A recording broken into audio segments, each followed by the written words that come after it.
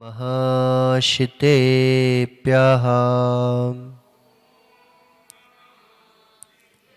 ॐ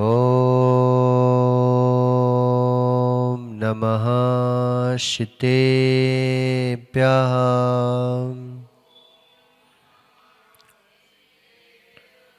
प्रदस्तिघातिकर्माणाम् केवलज्ञानभास्करा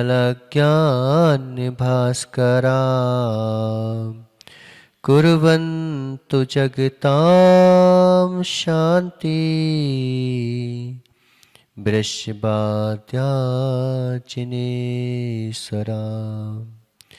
तज्जयति परमज्योति समं समस्ते अनन्ते पर्याये दर्पण तलेव सकला प्रतिपदार्थ मारिका यत्र नमो अरिहन्ताणं नमो शीताणं नमो आयरीयाणं नमो वज्रायाणं नमो लोये शब्दशाहुणम्। पंच परमेष्टि भगवान की 1008 श्री आदिनाथ भगवान की आचार्य भगवान अमृत चंद स्वामी की आचार्य भगवान गुरुवर विशुद्ध सागर जी महाराज की 3 कमनों कोटि मुनिराजों की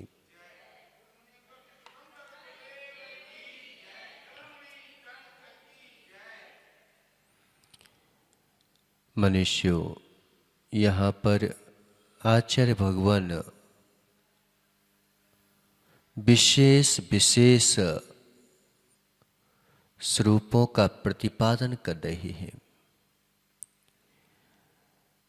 व्यक्ति को चाहिए कि किसी में मूढ़ ना हो जाए। व्यक्ति कभी मूढ़ हो जाता है, दृष्टि ही मूढ़ बनती है, दृष्टि ही अमूढ़ बनती है। द्रव्य ना मूढ़ होता है ना अमूढ़ होता है। हम जैसा चश्मा लगा लेंगे वस्तु कैसी दिखाई देगी। कुछ विशेष देखना चाहते हैं हम,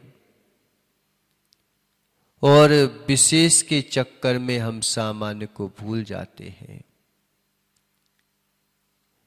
अगर हमने काला चश्मा लगा लिया तो हमें वस्तु काली दिखेगी। क्या वस्तु काली है क्या? अगर हमने लाल चश्मा लगा लिया तो लाल दिखेगी, वस्तु लाल है क्या? नहीं है ना। तो वस्तु लाल नहीं है, लेकिन हमने चश्मा वैसा लगा लिया। ऐसे ही वस्तु तो वस्तु है, वह तो जैसी है वैसी ही है, लेकिन हम जो है अपनी दृष्टि से उसको देखना चाहते हैं।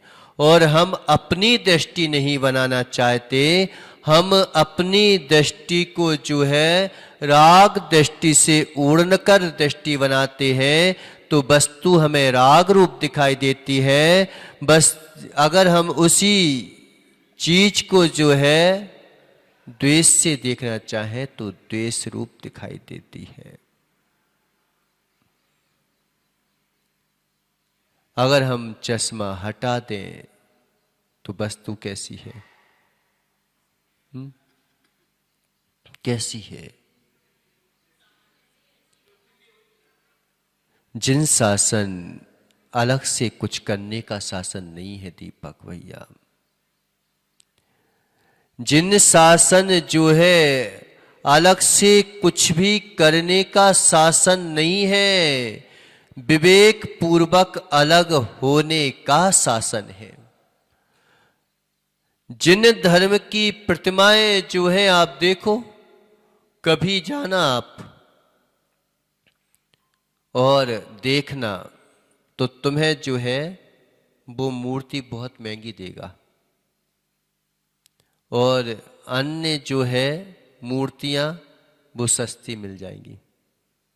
ऐसा क्यों करते हो? एक बार पूछा कि भाई तुम ऐसा क्यों करते हो? एक कारीगर से पूछा किसी ने कि तुम वो मूर्तियां तो बहुत सस्ती बेच देते हो, और आप जो है ये आदिनाथ जी जो है जिन शासन की मूर्तियों को बहुत महंगी बेचते हो, तो ऐसा क्यों करते हो?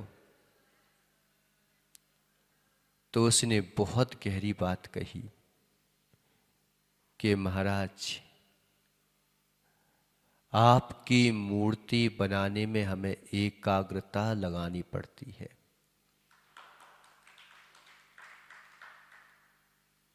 इन मूर्तियों को बनाने में अगर हमारा थोड़ा सा डिफेक्ट हो गया तो हम और ज़्यादा आंख बड़ी कर देंगे, कुछ भी कर देंगे, लेकिन आपकी मूर्ति में जो जैसा है वैसा देखने में बहुत दिक्कत पड़ती है हमें। उसमें अगर हमारा थोड़ा सा भी अंग ऊपर नीचे हो गया तो और मूर्ति बनाने में तो हम टेढ़ा आड़ा कर देंगे, लेकिन जो है हम वीतरागता की मूर्ति बनाएंगे तो उसमें किंचित भी टेढ़ा आड़ा हो गया तो मालूम चला कि वो तुम्हारे लोग जो है रिजेक्ट कर देते हैं हमेशा।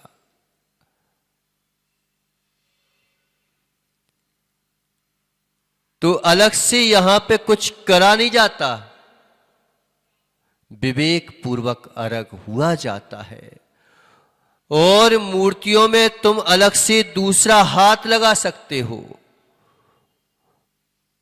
दूसरी चीज लगा सकते हो, लेकिन क्या जिन धर्म की मूर्ति में तुम दूसरी चीज लगा सकते हो? क्या? कुछ नहीं लगाया जाता। यहां पर जो है भगवान की प्रतिमा बनाई नहीं जाती, यहां पर भगवान की प्रतिमा को निकाला जाता है। जो व्यर्थ का खंड रहते हैं, व्यर्थ के खंड रहते हैं, उनको अलग करते जाओ, अलग करते जाओ, लेकिन व्यवस्थित रूप से अलग करना है, लेकिन अलग करके भी जो है उसको व्यवस्थित रूप से अलग करना है। जो व्यवस्थित रूप से अलग कर लेता है वही ज्ञानी होता है, वही विवेकशील होता है। कभी कभी धूप में वस्तु सूखती है, कभी कभी छाया में भी वस्तु सूखती है। सूखती कि नहीं सूखती? किसी को जो है गरम किया जाता है और किसी को ठंडा किया जाता है। ठंडा करके वस्तु बनी रहती है, कभी गरम करके वस्तु की व्यवस्था बनती है। क्यों? अगर तुम जो हो रोटी को, आटे को गरम ना करो तो रोटी बनेगी क्या? लेकिन आटे को गरम करते हो क्या? आटे को तो मालूम चला कि ये माताएं क्या करती हैं पता? उसको फ्रीजर में रख देती हैं। आजकल तो सब व्यवस्था हो चुकी है। पहले जो है पहली रोटी गाय को दी जाती थी और आखिरी रोटी स्वान को दी जाती है। अब बेचारे घर में ही पैदा हो गए हैं चंपालाल जी कि मायम चकी आटा बचा तो हमने उसमें रख दिया, अब दूसरे दिन काम आएगा बनाने के। कि महाराज जी आजकल कोई खराब नहीं होती, लेकिन तुम कितने ही कोशिश करो, भले ही कितने भी यंत्र बना दो, मौसम का असर मौसम के अनुसार परिवर्तनशील हो ही जाता है। तुमने ऊपर से व्यवस्था कर ली, ऊपर से कितनी ही व्यवस्था करते जाओ, ऊपर से कितनी ही व्यवस्था करते जाओ, मुखौटा तुम कितना ही लगा लो, लेकिन तुम्हें पता होता है कि नहीं होता कि ये मुखौटा है। हम दूसरे को मुखौटा बना के दिखा सकते हैं, लेकिन उसकी जड़ें क्या तुम्हारे अंदर तक होती है क्या? मुखौटा कभी जो है उसकी जड़ें कभी अंदर नहीं होती, वो तो कान पे लटका रहता है बस। नहीं होता है ऐसा ही? मुखौटा, कितने मुखौटा लगाए हैं। मुखौटा ओढ़ा था हमने किसी और के लिए, मुखौटा ओढ़ा था हमने किसी और के लिए, हम ही उस मुखौटों में फंस गए। किसके लिए ओढ़ते हैं मुखौटा? दूसरी को छलने के लिए हम मुखौटा ओढ़ते हैं, लेकिन स्वयं छले जाते हैं। अगर तुमने दूसरों के लिए तो बाद में देखेगा, पहले नंबर तो वो तुम्हारे कान पर लटकेगा दीपक। जब तक तुम्हारे कान पर नहीं लटकेगा तब तक तुम दूसरे के कान खींच नहीं सकते मुखौटा लगा के। कर सकते हो? जितने भी मुखौटा लगाए बैठे हैं, हम मुखौटा लगाए बैठे हैं कि अंदर कुछ और होता है, बाहर कुछ और होता है। जड़ें उसकी कहीं होती ही नहीं। मुखौटा की जड़ें नहीं होती, मुख की जड़ें हो सकती हैं। तुम्हारे देह की जड़ें जो है वो हो सकती है, लेकिन मुखौटा की जड़ें नहीं हो सकती। स्वरूप में, आत्मा के स्वरूप में ज्ञान दर्शन हो सकता है, लेकिन पुद्गल के स्वरूप में कभी ज्ञान दर्शन होता नहीं। नहीं होता।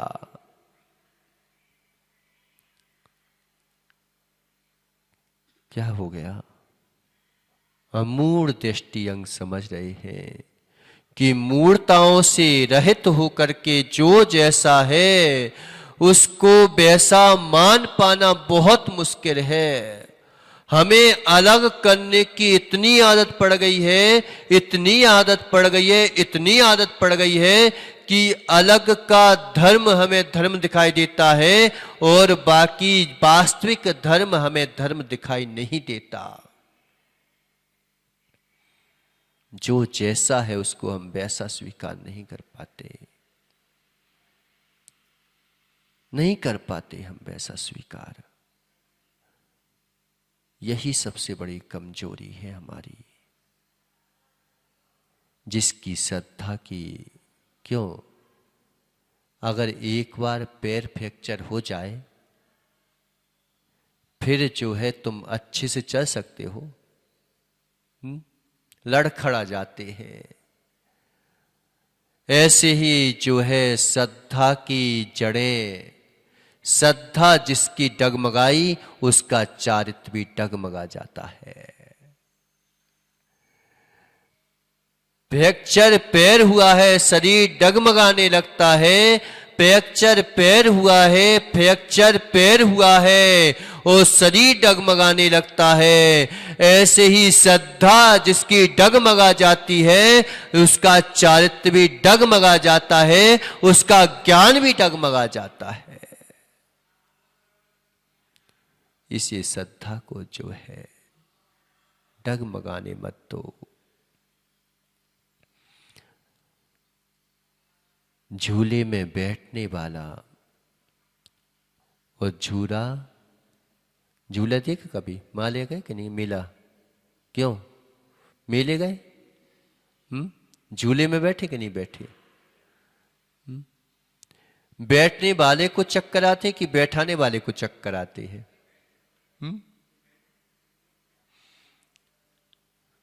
उसमें बैठने वाले को चक्कर आते हैं, डर लगता है कि बैठाने वाले को डर लगता है? देखो समझो तुम कि डरता कौन है? जो उस झूले में बैठता है। चंपालाल जी, क्या विमल कि महज जी हमारे पिताजी का नाम लेते हैं तो हमारा नाम तो लेते नहीं हो। उनके पिताजी थे वे भी कि जो नहीं है उनका नाम ले रहे हो और हम सामने बैठे तो नाम नहीं ले रहे हो। तो जो है झूले में बैठने वाला डगमगाता है कि झूले में बैठाने वाला डगमगाता है? बैठाने वाला तो जो है पैसे भी लेता है ना डरता है। ऐसे अगर डरने लगा तो और क्या किसी को बैठा ही नहीं पाएगा फिर वो। ऐसे ही जो है जो ऊपर की पर्यायों को देखता है, ऊपर की तरंगों को देखता है, उसकी श्रद्धा डगमगा जाती है और जो बैठाने वाला है उसकी श्रद्धा मजबूत हो जाती है। जो पर्यायों को देखता है, पज्जे मूरा पर समया, पर्याय में जो मूड हो रहे हैं बेसमय पर समय है। किसमें मूड हो रहे हो तुम? कभी तुमने आत्मधर्म को देखा किसी के? ज्यादा देखा तो स्त्री के मुख को देख लिया, पुरुष के मुख को देख लिया, नपुंसकों को देख लिया। किसको देखा? डर किस बात का है और भोग किस बात का है? अगर तुम उसकी भगवान आत्मा को देख लेते तो क्या कभी वासना उठ सकती थी क्या? अहो लंकेश, अहो लंकेश, तूने रूप को देखा, काश तू जो है सीता के स्वरूप को निहाल लेता तो तू स्वरूपवान, स्वभाववान, आत्म स्वभावी हो जाता। जितने भी देखे बेचारों ने रूप को देखा, स्वरूप को देखा ही नहीं। जितने भी बेचारे भटक रहे हैं वे सब रूप के राग में भटक रहे हैं, स्वरूप के राग में कोई भटकता ही नहीं। स्वरूप को देखा जाए तो तुम्हें अपने आप कसाएं शांत हो जाएंगी। स्वरूप को देखा जाए तो राग भाव विलीन हुए बिना नहीं रहेगा, द्वेष भाव विलीन हुए बिना नहीं रहेगा। आज तुम मात्र शत्रु को देख रहे हो, अगर मित्र ना होता तो शत्रु बना कौन? क्यों? शत्रु कौन बनता है? मित्र शत्रु बनता है कि शत्रु शत्रु बनता है? कौन शत्रु बनता है? शत्रु तो शत्रु बनता ही नहीं, शत्रु तो कोई है ही नहीं है। मित्र ही जब इच्छा की पूर्ति नहीं होती तो शत्रु बन जाते हैं। जितना अपने लोग ठगते हैं उतना पराया लोग नहीं ठगते। पराये तो पराये हैं, उनसे तो तुम बोलते नहीं हो। अपने लोगों से जब तुम्हारी इच्छा की पूर्ति नहीं होती वहीं पर तुम पराये हो जाते हो। किसके लिए कर रहे हो? अपना बनाना ही परायापन है, अपने में रहना ही स्वयंपन है। अपना बनाना ही परायापन है। जहां जहां तुमने अपने को बनाया वहां वहां परायापन खड़ा हो जाता है। क्यों? महाभारत का युद्ध हुआ, एक तरफ जो है पार्थ अर्जुन खड़े हुए हैं, एक तरफ जो है सारी कौरवों की सेना खड़ी हुई है। भीष्म पितामह खड़े हुए हैं, गुरु द्रोणाचार्य खड़े हुए हैं, दुशासन दुर्योधन आदि सभी खड़े हुए हैं। आज जो है युद्ध प्रारंभ हो रहा है, युद्ध प्रारंभ हो रहा है। युद्ध की प्रारंभिक भूमिका बन गई, लेकिन इससे पहले भी तो युद्ध हुए थे। क्या क्या भीम ने और युद्ध नहीं किए थे क्या? क्या अर्जुन ने इससे पहले क्या युद्ध नहीं किए थे क्या? फिर आज जो है अर्जुन के पैर क्यों लड़खड़ाने लगे? अर्जुन को विकल्प क्यों खड़ा होने लगा? क्यों? पूरी जो है वेदों में गीता लिखी गई, किसके लिए लिखी गई? अर्जुन के लिए लिखी गई। इससे पहले जो है अर्जुन नहीं लिखी गई गीता। क्यों नहीं लिखी गई?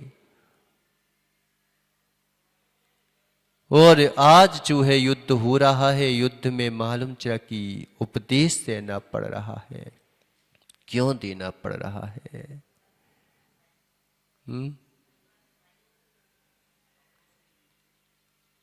अपने अगर पराये हो जाते हैं तो युद्ध करने में देर नहीं लगती, और परायों को जब तुम अपना मान लेते हो तो तुम्हारे पैर हिलने लगते हैं,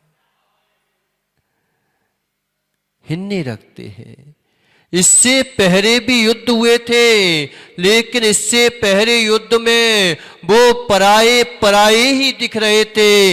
इसमें अपना जो है पराया जो है अपना दिख रहा है, और अपनापन पराया दिख रहा है। जब पराये अपने हो जाते हैं तो युद्ध में जो है दिक्कत होने लगती है, दिक्कतें होनी होती हैं। यही जो है कारण बन जाता है। निर्दोष परमात्मा हो पाना, निर्दोष परमात्मा को मान पाना बहुत कठिन है। हो पाना ये तो कठिन है ही, लेकिन मान पाना ये और भी ज्यादा कठिन है। जान पाना ये कठिन जानाया जा सकता है, लेकिन मान पाना बहुत कठिन है। श्रद्धा जमा पाना बहुत कठिन है उन पर, क्योंकि तुम जिस दृष्टि से देख रहे हो भगवान उस दृष्टि से दिखाते नहीं है।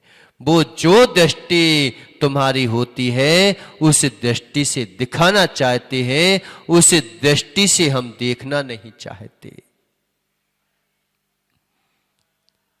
एक बार क्या हुआ दीपक,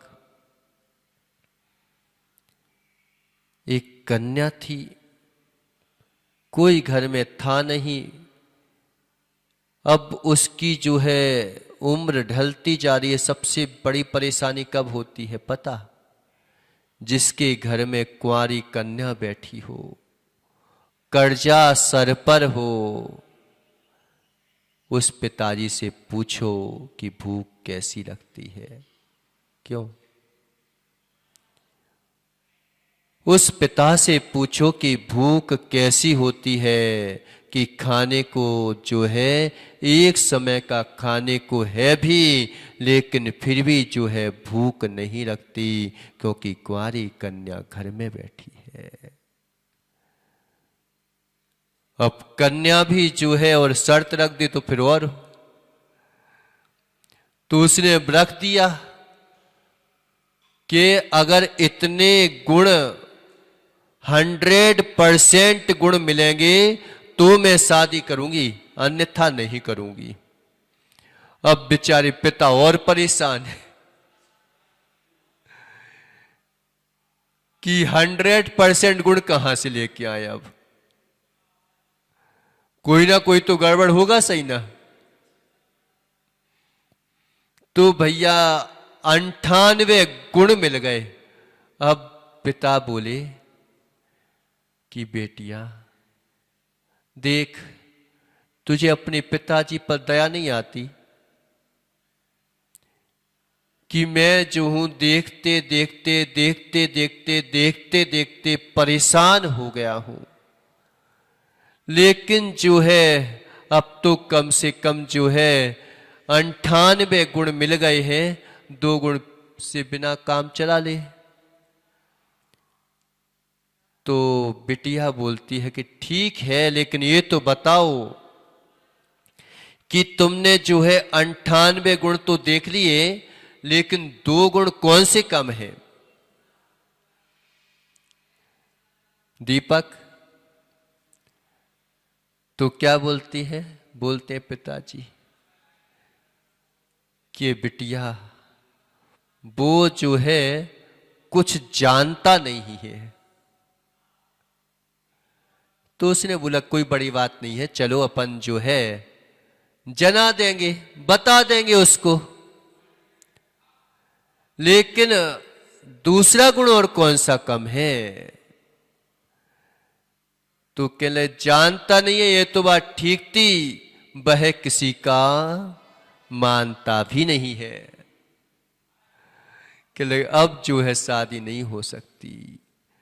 जानता नहीं है बताया जा सकता था, लेकिन मानता नहीं है तो किससे बताया जाएगा? भगवान ने जानने के लिए तो जो है पूरी देशना दे दी, लेकिन हमने जो है उनकी मानी आज तक नहीं है।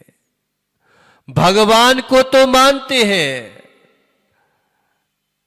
भगवान को तो मान लेते हैं, लेकिन भगवान की नहीं मानते।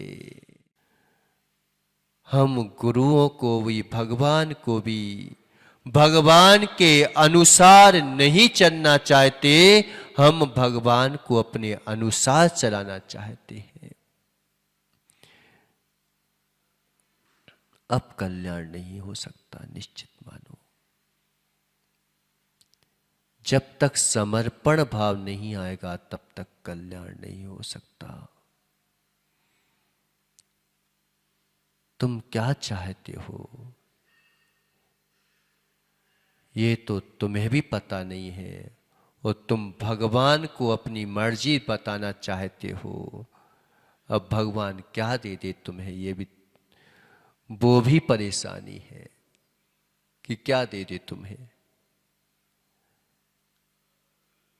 सत्य जो है जीवन का लक्ष्य है, सत्य जीवन का लक्ष्य है, संयम उसका रक्षण है। सत्य को बताने वाले बहुत मिल जाते हैं, लेकिन लक्षण के अभाव में लक्ष्य की प्राप्ति हो नहीं सकती। लक्ष्य की बातें सबने की, लक्ष्य की बातें दुनिया में सबने की, मिथ्या दृष्टि भी लक्ष्य की बातें कर लेता है, लेकिन लक्षण की बात जब आती है तो पीछे हट जाता है व्यक्ति। मोक्ष की बातें सबने की, मोक्ष में किसी को विवाद नहीं है, लेकिन मोक्ष मार्ग में बहुत विवाद है। देखो आप तत्वार्थ सूत्र में जो है ना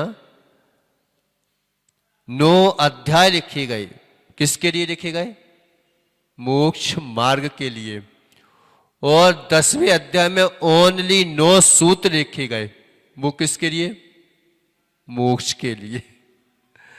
मोक्ष जो है ओनली 9 सूत्रों में पूरा हो जाता है, लेकिन 9 अध्यायों में मोक्ष मार्ग चलता है।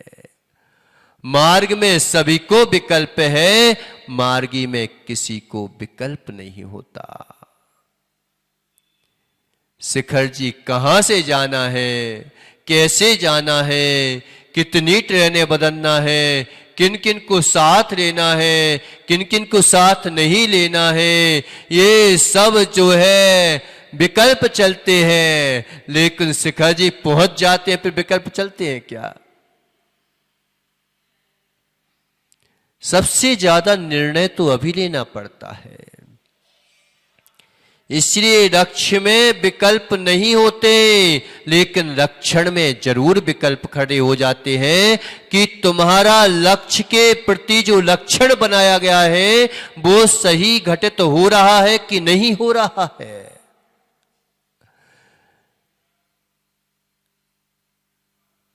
घटित हो रहा है कि नहीं हो रहा, कठिन पड़ रहा है। कठिन पड़ रहा है, लेकिन समझो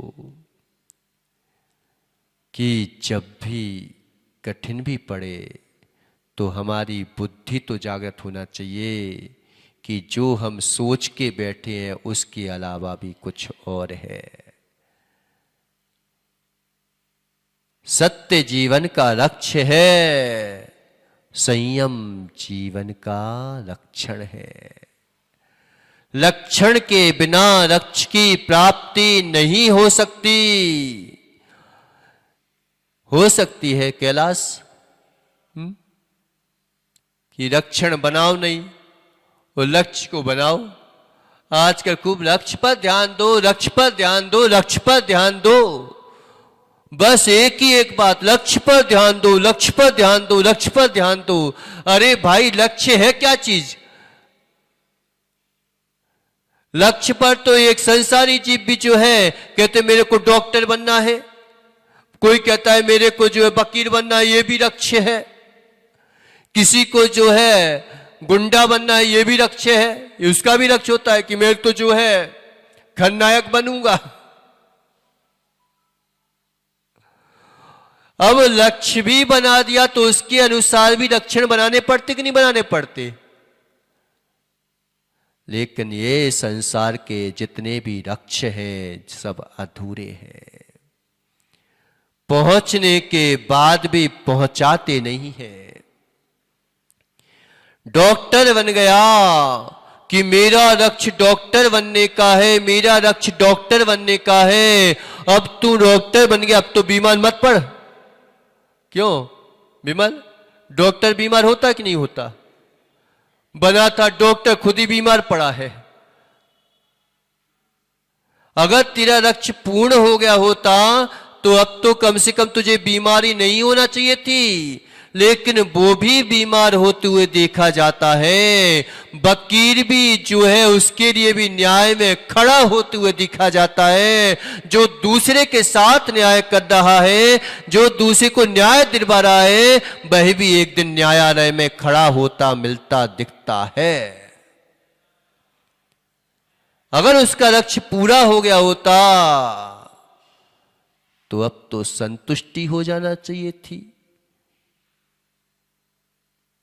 सब लक्ष्य बनाते हैं, पता क्या सा लक्ष्य बनाते हैं कि मैं चाहता हूं कि बेचारे गरीबों को जो है दवाइयां वितरण की जाएं, उनके लिए कोई मिलता नहीं है, उनके लिए मैं जो हूं कुछ कर सकूं, इसलिए डॉक्टर बना हूं। अब जब डॉक्टर बन गया तो उन्हीं के मालूम से खून चूसने लगा, इसलिए डॉक्टर बन गया। पहले कुछ और कहता था, आज कुछ और बोलता है। फिर बोलता है कि महाराज इसके बिना काम चल नहीं सकता, क्या करें, सरकार ने इतने पैसे तो लगा दिए फीस, अब हम उसकी भरेंगे कि नहीं भर पाएंगे, तो वो भी बेचारा क्या करे। ये जीवन के लक्ष्य अधूरे हैं, ये कभी पूर्ण नहीं होते। लेकिन सत्य जीवन का लक्ष्य है, संयम जीवन का लक्ष्य है। क्यों? कई बार लोग बोलते हैं कि घोटाला करते हैं, लक्ष्य बना के करते कि अलक्ष्य से करते हैं? क्यों? सत्य अगर जीवन का लक्ष्य है तो इतना धड़ाके से मिथ्यात चल रहा है, अगर तुमने उनके मिथ्यात पर थोड़ी सी भी कटाक्ष कर दी ना कैलाश, तो मालूम चला कि ऐसे ऐसे लोग भड़क जाएंगे कि देश में विश्व में जो है हड़कंप मच जाएगा अगर किसी के मिथ्यात पर तुमने कटाक्ष कर दिया तो। अब बताओ, सत्य जीवन का लक्ष्य होता तो फिर उसको तो स्वीकार करना चाहिए था, लेकिन मिथ्यात को इतने धड़ाके से कर रहा है। आदमी झूठ बोलता है तो बताओ, दिमाग नहीं लगाता, ज्ञान नहीं लगाता क्या कि मुझे इस जगह पे झूठ बोलना है, इस जगह पे मुझे ऐसा करना है, तो कहां सत्य जीवन का लक्ष्य है?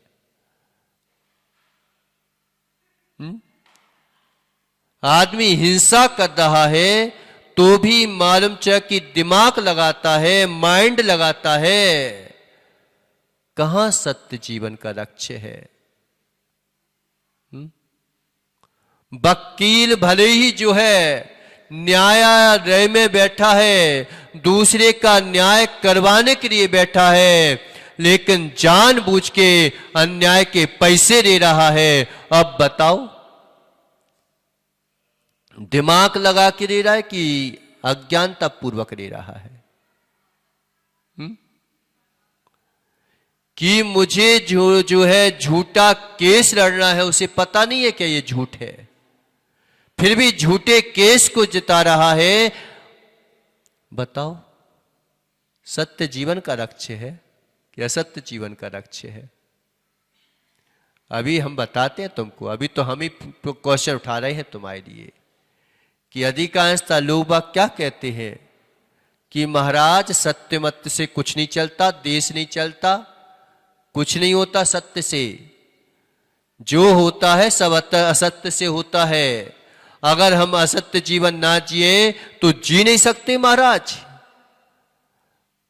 पुलिस वाला भी देश की उन्नति के लिए बैठा है, देश की रक्षा के लिए बैठा है, वो भी मालूम चला कि उस जगह बैठ करके भी रिश्वत लेते हुए देखा जाता है। अब बताओ, सत्य जीवन का लक्ष्य है कि असत्य जीवन का लक्ष्य है? फिर भी जो है सत्य ही जीवन का लक्ष्य है, असत्य जीवन का लक्ष्य नहीं है। वो रे रहा है, कोई किसी को ठग रहा है। बताओ, अगर स्वयं ठगा जाए तो फिर मजा आता है? सत्य जीवन का लक्ष्य है, असत्य ही जीवन का लक्ष्य है, तो फिर तेरे साथ अगर वैसा हो रहा है तो तू क्यों बौखलाता है? तेरे ही कर्मों का उदय तो है, तूने ही तो ऐसा किया था जो दूसरे के साथ करे, तो आज तेरे साथ हो रहा है। आज तुम्हें जानवर को मारने में मजा आ रहा है, कल तू जानवर हो जाए तो मरने में मजा आएगा क्या तेरे को? अगर सत्य जीवन का लक्ष्य है तो हमें लुटने में भी मजा आना चाहिए, आनंद आना चाहिए।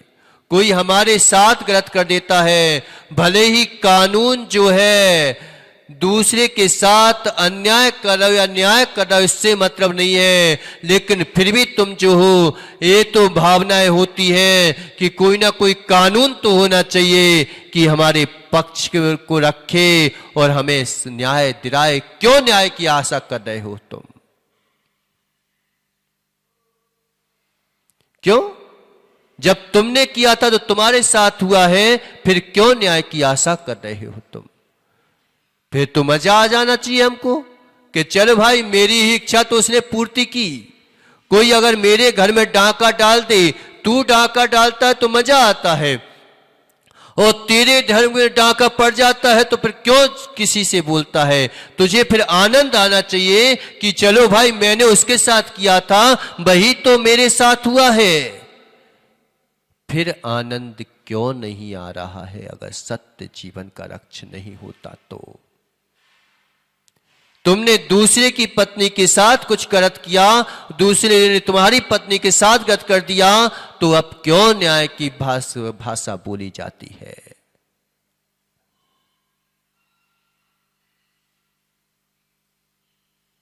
अगर तुम्हें भी उबड़ खाबड़ बना दिया जाए, बताओ, तुमने भगवान को उबड़ खाबड़ बनाया तो हम तुम्हें बना देते हैं, तुम वैसा रूप पसंद करोगे? क्यों नहीं करोगे?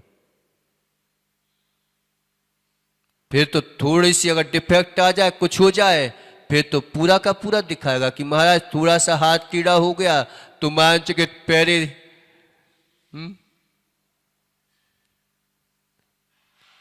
सत्य जीवन का लक्ष्य होता है। अब बताओ कि सत्य जीवन का लक्ष्य है कि नहीं है? भले ही वो जो है असत्यमय जीवन जीता है, असत्य को जीवन का लक्ष्य बना के जीता है, लेकिन उसका आत्मा भी जो है सत्य ही स्वीकार करती है। वो कर्मों के पराधीन होकर के असत्य जीवन को धारण करने की इच्छा कर रहा है। अगर वो असत्य को जीवन का लक्ष्य ना बनाए तो सत्य पर चल नहीं सकता, लेकिन सत्य ही जीवन का लक्ष्य होता है, असत्य जीवन का लक्ष्य होता ही नहीं है। हर गलत काम के बाद आदमी को थकान होती है, हर गलत काम के बाद आदमी का मन जो है पसीजता है। भले ही उसकी जो है शक्ति अंश उसने कर्मों के बढ़ा दिए हों, लेकिन फिर भी जो है उसकी आवाज हमेशा सत्य की आती है। चोर चोरी करते करते कितना भी अभ्यस्त हो जाए, कितना भी अभ्यस्त हो जाए, पहली बार चोरी करता है, पसीना पसीना आता है, जो है डर रखता है, पूरे हाथ पैर कपने रखते हैं, लेकिन वह अपने आप को नकारता है कि मुझे बहुत जरूरत है, अगर मैं ये चोरी ना करूंगा तो मेरा जीवन चल नहीं सकता। ऐसा करके वो चोरी करता है, फिर देखता है कि अरे एक बार कर लूं, एक बार आवाज आती है, बस एक बार करूंगा, अगली बार नहीं करूंगा।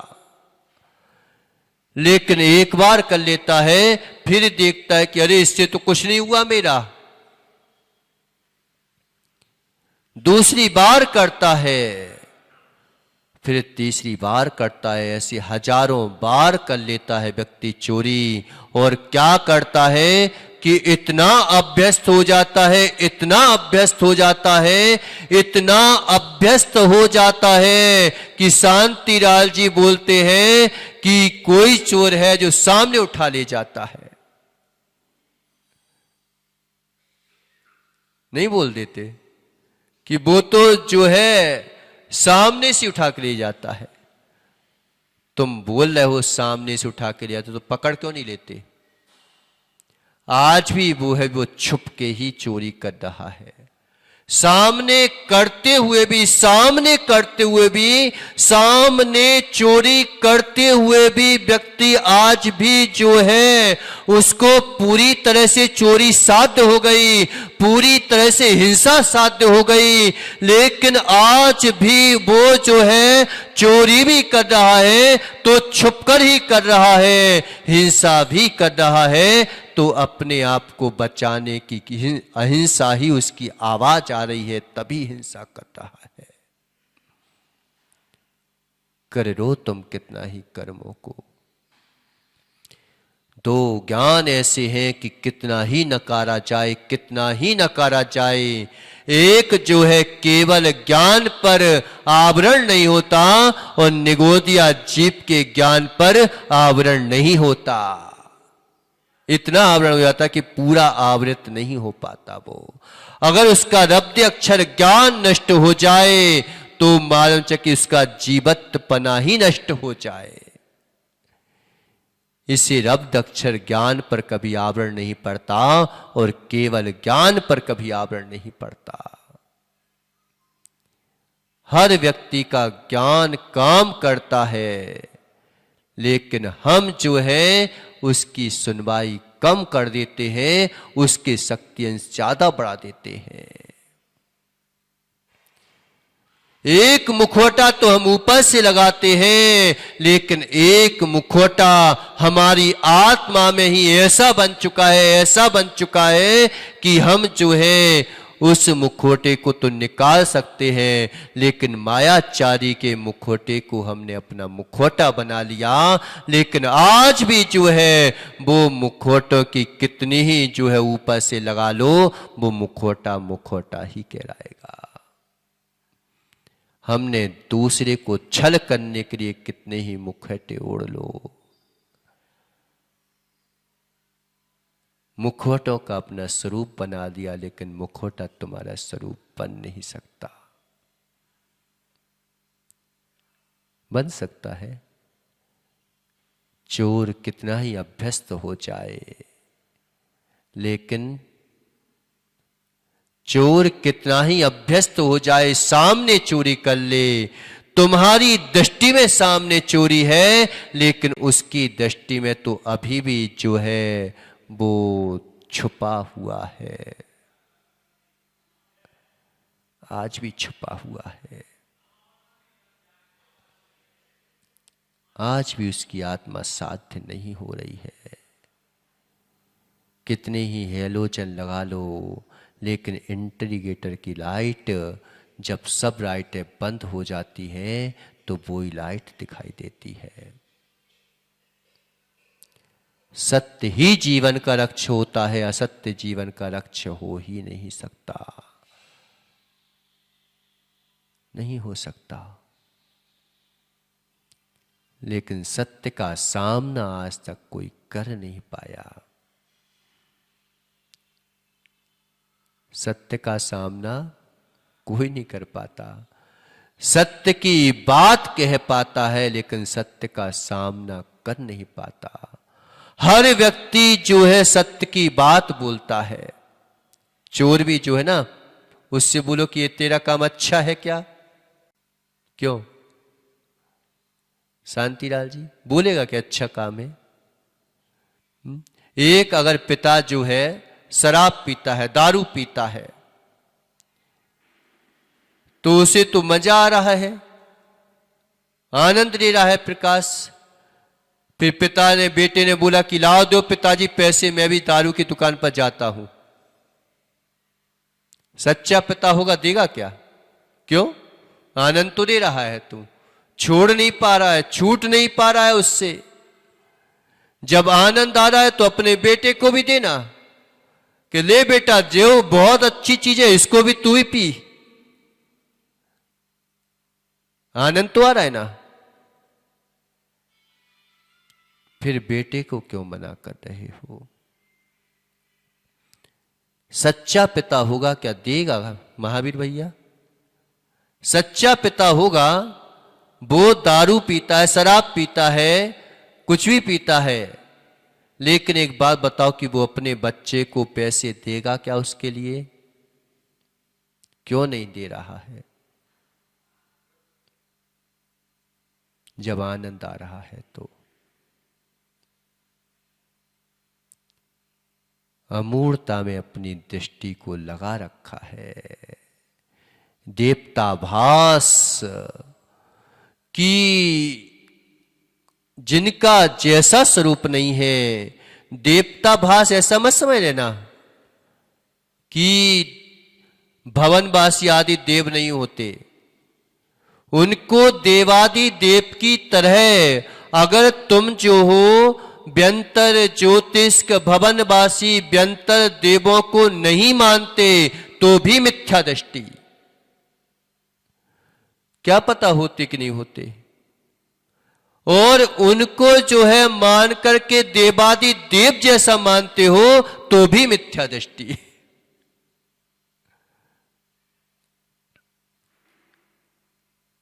मिथ्या दृष्टि के मैं नहीं मानता किसी को, ज्योतिष को नहीं मानता। मन की हर बातें मानी नहीं जाती और मन की हर बातें नकारी भी नहीं जाती। अगर तुम मन को कह रहे हो कि मन को तो जो है चंचल है, इसकी बातें नहीं मानो, तो बताओ एक इंद्रिय जीव क्या पुरुषार्थ कर सकता है, साधना कर सकता है क्या? मन से ही साधना होती है और मन से ही विराधना होती है।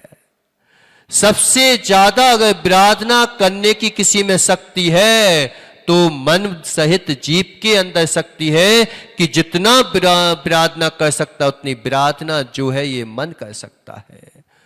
और अगर इस मन को सही चीज में लगा दिया जाए तो जितनी साधना से परमात्मा अगर कोई बन सकता है तो मन सहित जीव ही जो है परमात्मा बन सकता है, मन रहित जीव नहीं बन सकता। इसलिए मन की हर बात को स्वीकारा नहीं जाता और मन की हर बात को नकारा भी नहीं जाता। जो जैसा है उसको अगर तुम वैसा नहीं मानते हो तो तुम भगवान के द्वारे पर आ रहे हो, उनकी भक्ति कर रहे हो, आराधना कर रहे हो। अगर मिथ्यात को भी तुम मिथ्यात नहीं मान रहे हो तो तुम सम्यक दृष्टि नहीं हो। अब और बताओ,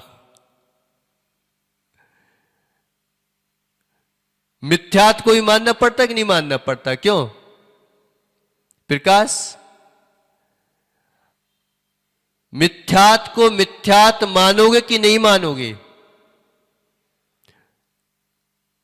अगर तुमने मिथ्यात को मिथ्यात नहीं माना तो भी तुम मिथ्या दृष्टि। हमें यह तो पता होना चाहिए कि ये मिथ्यात है, और ये मिथ्यात है तो ये हमारे लायक नहीं है, क्योंकि मिथ्यात भी नकली वस्तु ही, एक दिन बताया था ना कि नकली वस्तु है वो असली वस्तु है कि नहीं है? है कि नहीं है? क्यों? नकली वस्तु असली वस्तु है कि नहीं है? क्या हो गया? नहीं आया समझ में? हमने जैसे ये बोला कि ये किताब है, ये नकली है, तो ये नकली है तो इसका मतलब क्या है कि ये किताब तो किताबी जैसी होगी ना। अगर किताब किताब जैसी ना हो तो नकली असली की पहचान कैसे करोगे? लेकिन जिस उद्देश्य से हमने किया था उस उद्देश्य की पूर्ति नहीं कर रही है तो क्या बोला जाएगा कि अरे उसने ठग लिया मेरे को, ठग लिया।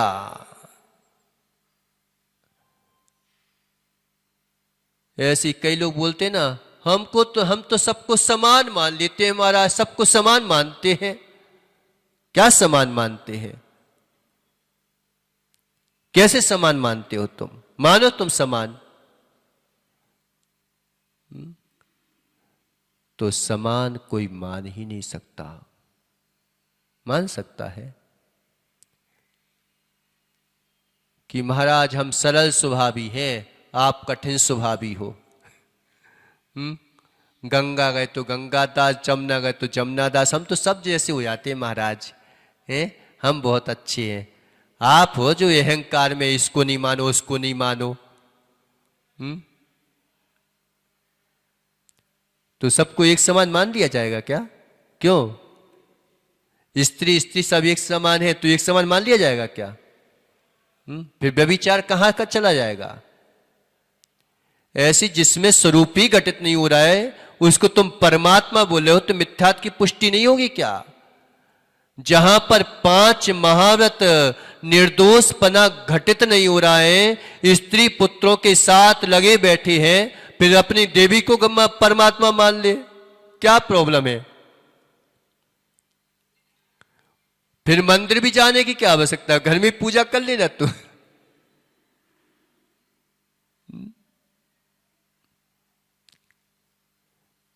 तो हमारे पास इतना तो विवेक होना चाहिए कि भले ही हम जो है कितने भी गलत हो, लेकिन श्रद्धा तो असलियत पर होना चाहिए। भगवान से ही गलती होने लगे, अब बताओ तुम अपनी गलती सुधारने कहां जाओगे? जा पाओगे कहीं पर? जब भगवान से ही गलती होने लगे, भक्त से गलती हो सकती है। मुनिराज को प्रायश्चित रहने का अधिकार है क्योंकि वे परमात्मा नहीं है, परमात्मा की रायन में है। अगर हम भी ये बोल देते हैं कि ये दीपक मेरे को परमात्मा मान के पूजो, तुम कोई भी महाराज अगर तुमसे ये बोल दे पंच परमेष्टि में दो परमेष्टि ऐसे हैं जो सकर परमात्मा और निकर परमात्मा है, लेकिन आचार्य भगवान भी हैं और कहते हैं कि मुझे परमात्मा मान के पूज। उसी समय से वो आचार्य भी जो है वो मिथ्यात्व की श्रेणी में आ जाएंगे।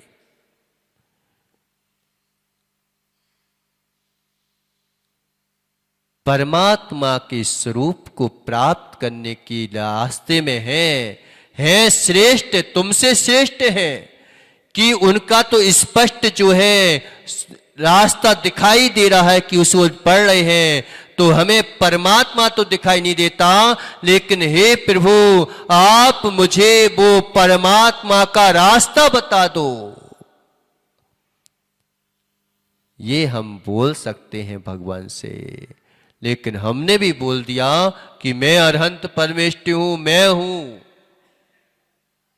बनूंगा जब बनूंगा। लेकिन आज बोलते हैं तो आज भी तुम जो हो मिथ्यात्व की श्रेणी में आ जाते हो।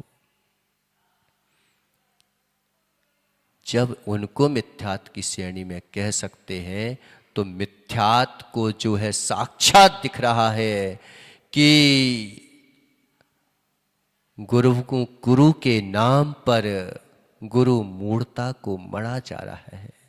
कोई पानी में डूब रहा है, कोई पहाड़ों से कूद रहा है, इसी में धर्म मान रहा है। ये लोक मूर्ता चल रही है। इसको जो नहीं मानता वो भी मिथ्या दृष्टि। तो जो जैसा है उसको वैसा मानो। तुम्हें अगर तैरने जाना है तो ये मत बोलो कि भगवान का नाम मत लगाओ कि इसमें तैरने से मोक्ष मिल जाता है। ये बोलो कि मेरे को जो है मैं ग्रस्त हूं और जो है ग्रस्त हूं तो मुझे आनंद आ रहा है, बस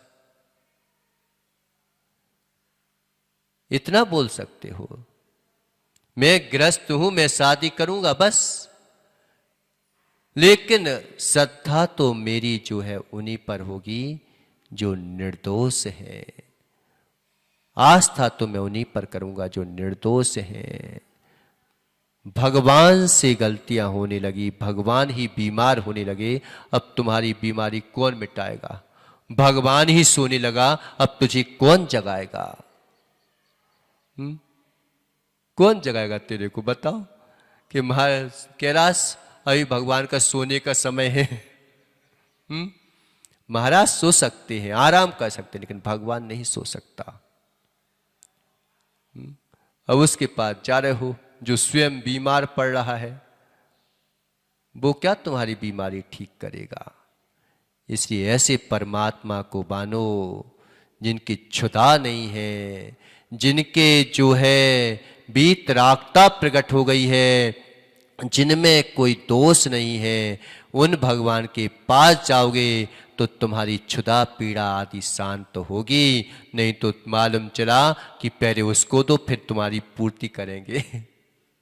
तो इस प्रकार से बताया। उपगुहन अंग के बारे में अपन कल चिंतन करेंगे। बोले आदिनाथ भगवान की।